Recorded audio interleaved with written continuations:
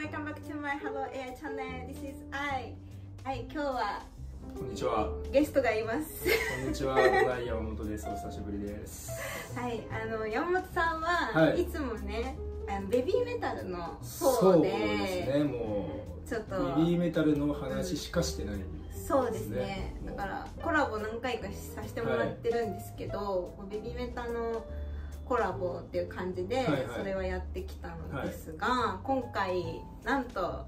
アンジュルムについてもう本当にね、なんかお恥ずかしい話なんですけど、この後に及んで急に僕がアンジュルムにめちゃくちゃハマってしまいまして本当に急でしたね。めちゃくちゃハマってしまいまして、ち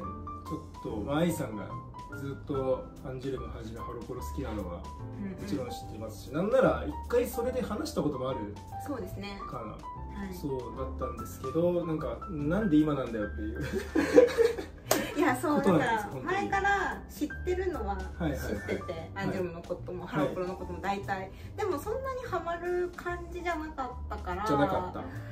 それがいつですか、この間2ヶ月前ぐらいですかね。はい、急に動画を上げてらっしゃってアンジュルムにハマってしまいましたっていうタイトルだったんで、私はびっくりしました。そうなんですよ、本当になんかね、散々愛さんとね、いろいろこういうのもありますよみたいな話してて、ああいいっすねみたいな感じで終わってて、急に。それは何があったんですか？僕もともと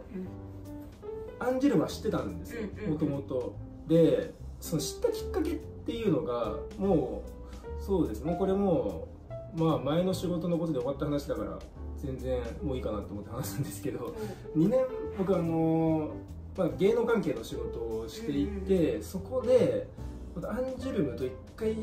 仕事で会ったことがあるんですよ。その愛さんにオフレコでその話はめっちゃしたことあるんですけど、そうなんですよ。打ち合わせとか収録現場とかでもう普通になんか話はしたことがあって、だからその時別に僕ハマってはなかったから、別になんかまあ仕事だなって感じでしたよね。で、私は羨ましいみたいなことを話してたんですけどそうなんですよ、ただ一応その時になんかすごいなんか礼儀正しくて、めちゃめちゃいい方たちだなっていうのは今めちゃめちゃ印象に残ってるんですよ。なんか結構いろんなタレントさんと会ったりはしてるんですけど、アンジュルムは結構印象に残ってたんですよ。まあ僕みたいなね、なんか下っ端にもすっごい丁寧に挨拶してくれて、こっちはなんかいやいやいいですよそんなみたいな感じだったから覚えてはいたんですよね。で、これ僕めっちゃ話していいですか、これ。今はちょっと聞きたいなと思って。そうで、ハロプロが好きな友達がいて、でよくフェスには 2,3 回ぐらい一緒に行ったことがある友達で、よく布教はされてた、アンジュルムとかいいよってめっちゃ話してくるんですよいいよってぐらい話してきて、それでまあ見に行ったんですよ、ジャパンジャムに。今年のジャパンジャムに見に行って、でなんか前方抽選ってやつで2列目の土線が当たったんですよ。いやー羨ましい申し訳なくなっちゃって、その時点で申し訳なくなっちゃって、だってガチなファンとかいっぱいいるのに、なんかよくわかんないのになんか土線で見て申し訳ないなと思って、で実際ライブ会場行ってもなんか周りガチオタがいっぱいいて、その中で僕なんかよくわかんないまま突っ立っててって感じだったんですけど、そうでいざ始まって、パフォーマンス見て、なんかいや誇張抜きで本当に大げさじゃなくてずっと鳥肌立っちゃって見てて、なんかめっちゃかっこいいなって思って、そうで、そうなんですよ。それからもう帰り道とかずっとなんかライブ映像とか見て、電車とか見てそうもう完全にじゃあそのジャパンジャムもう完全にそれがきっかけです。完全にそれがきっかけで、そうでその友達にもなんかいやこのライブ映像めっちゃかっこいいんだけどって言ったら、それ前に見せたやつなんだけどみたいな言われたりとか、もうそんな感じです今。もう見る目が変わっちゃったんですね。変わっちゃって、もう違うフィルター通して見てる感じ、自分は。いや、やっぱでも近くで見ると違うんでしょうね。やっぱそうですね。だって前も遠くから見たことがから見たこと1回ありました、あって、まあ、その時は普通にいいねみたいな感じでは。いや、まあようこそですよ。ようこそこちら側へ。遅くなりましたね。遅いですよ。やっとですか。そう、やっとって感じ。そんな感じです。ちなみに、なんか特にこの曲がそのライブで印象に残ったとか、特にこのメンバーが良かったみたいなのあったんですか？そう、やっぱりそのまあベビーメタもそうだけど、僕なんかどっちかといったら激しめでなんかかっこいいロックな感じな曲が好きで。なんかザ・アイドルソングみたいな明るい曲は別に嫌いじゃないんだけど、そっちよりかはそっちの方が好きで、その時にやった曲で、そう、まあ出過ぎた悔いは打たれないやってて、あと新曲ビビたる一撃やってて、そうだ、お披露目だったんですね。いいな。で、そうなんか最初ぼんやり聴いてたんですけど、ライブ始まってから、そう2曲目3曲目あたりで。確か出過ぎた悔いは打たれないが流れて、それでなんかこんなかっこいい曲あるんだって思って、まあ僕それ2年前も聴いてたんですけど、私言った気がしますけどね。出過ぎた悔いはおすすめしたの覚えてますよ、私。いや僕もそれ聞いたんですよ。聞いたのは覚えてるんですよ。でもなんか確かにミュージックビデオで見てて、まあだからそうね、やっぱ生で近くに面白いだろ。めっちゃ勧められてて、その時はいって言って。で後からなんかこれがかっこよかったんですよってなんかごめんなさい。そうなんですよ。でビビたる一撃でなんか普通にめっちゃかっこいいじゃんって思って、そうでその時に特に印象に残ってるのがまず松本若菜ちゃんは知ってました？それは2年前見た時に、なんかめっちゃ赤ちゃんみたいな子がいて、それは覚えてたんですよ。で、これあの子で。で、そうで、あとその2年前その仕事で印象になったのがその上國料萌ちゃんと為永翔ちゃんだったんですけど、この2人が知ってて、で、まあ上國料萌ちゃんは上子ちゃんはそのまあなんかいろんな広告とかで見てはいるから。まあ知ってるなぐらいだったんですけど、なんかパフォーマンスがなんかなんだろう、みんなすごいんだけど、声の迫力とかもなんか動作がパワフルすぎるんですよ、見てて。でそれですごいなって思ったのと、あとなんか衣装のサイズが合ってないのがなんか肩のやつがすっごいなんか下がりそうになってるのなんか。なんかちょっと衣装のサイズ合ってなくてかわいそうだなと思って。それ誰？上子ちゃん。上子。あとなんかその時になんか怪我してるんで動けませんみたいにライブの初めに川名凛ちゃんが宣言してて、で、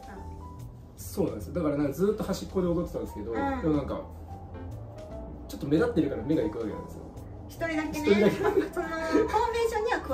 わらない子がいて、ケロンヌがいて、ですごい表情生き生きしてて、で普通に可愛いっていうのもあるし、いいなと。目力がもうすごいですよね、あの子は。そうだってのを覚えてます。じゃあ一番気になったのはケロってこと？そう、その時一番気になったのはケロンヌで、そうですね。でまあ上子ちゃんとか、まあその時はそんな感じだった。なるほど。いやでもそこから本当山本さんすごいなと思うのがそれが2ヶ月前の話じゃないですか。そこからすでに何回ライブとかイベント行ってますっていう。そうからその5月末の川崎であったリリーベに行ったんですよ。なんかすぐこれ CD 買ったら3000円くらいでいけるって教えてもらってそれで行って、であとそう僕池袋なんですけど、なんか歩いたところにサンシャインがあって、でそこでリリーベ見たライブそれ行きましたね。リリーベ2回見て、でその後あれですか、リカコの卒コン、あれは映画館で見ました。横割り行こうかなって一緒に思ったんですけど、ただちょっとその時どうしても仕事でその時間に横割りつくの不可能だったんで、あとそうだ、その時にチケット取れたとしてもなんかわけわかんない席になるかなって。そうですね、最後出てたのがサイドファミリー席ぐらいしかもなかったです。だったからだったらもう映画館で普通にどうせ現地行っても多分スクリーンだけ見てるから映画館行こうって思って映画館行ったんですけど、そう映画館でもねちょっとびっくりしたんですよ。なんか僕ライブビューイングはベビーメタで何回か行ったことあるんですけど、まあみんな静かに見てる。そうあれはね私もすごい違うなと思ったところですね。愛さんは、ライブビューイングは初めハロプロでライブビューイング始まりは何ですか？ハロプロです。ハロプロで数年前コロナ禍かな、から何回か行ってて、結構行ってるんですよハロプロの。めっちゃありますもんねライブビューイング。そうめっちゃあるから、でベビメタが逆に1回しか行ったことないんですけど、それもレイトかな、ライブビューイングとかレイトビューイング、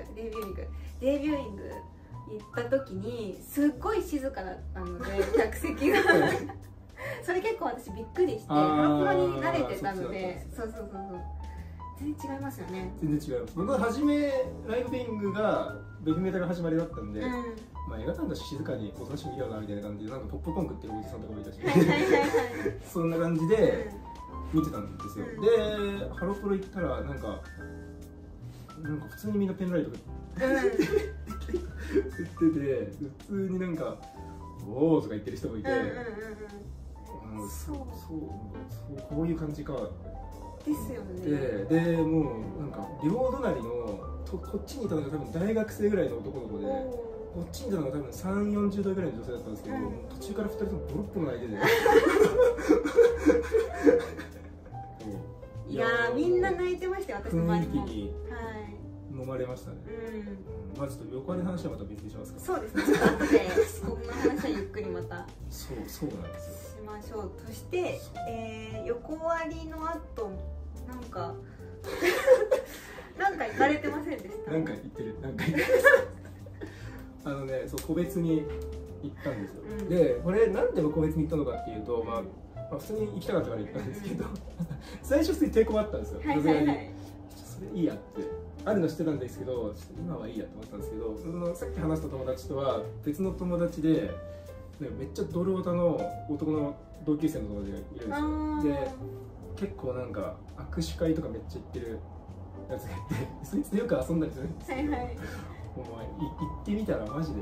人生変わるぞとか言ってで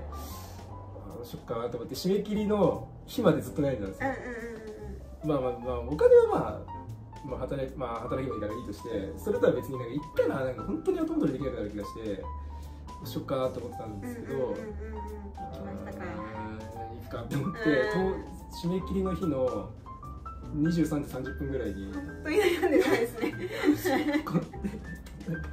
押し込んで行ったらめっちゃ楽しかったですね。私行ったことないんですよ。いや結構そういう人いますよね。別は。じゃあそうなんか僕も結構ハマってる人みんな行くもんなのかなって思ったら、その最初に話した友達はその子女の子なんですけど、その子は行ったことないって言ってて、なんで行かないのかって聞いたら普通になんか恐れ多いって。わかります。なんかわかる。なんかこんなことしなくていいんだよとか言ってて。いやすごいわかる。いやね、それも確かにわかるんですけど、そうなんですよね。でだからもうライブだけ見てればいい。で僕もそのスタンスだったんです。ライブだけ見てればいいと思ったんですけど、なんか気づいたらそっちが行っちゃってるからどうしようかな。いやだからねすごいなと思って、もう2ヶ月でこの域に達してらっしゃり、ちょっと多分これから先私よりも多分全然詳しくなるだろうなと思うので、今日この後もねちょっと何本か動画撮っていくんですけど、ちょっといろいろ今ちょっとどうやってハマったかを今聞けたので、もっと深掘っていこうかなとはい、ありがとうございます思います。この続き山本さんの方のチャンネルでちょっとこの流れで撮りたいので、ぜひ山本さんのチャンネルの方に行ってください。はい、お願いします。ではまた、バイバイ。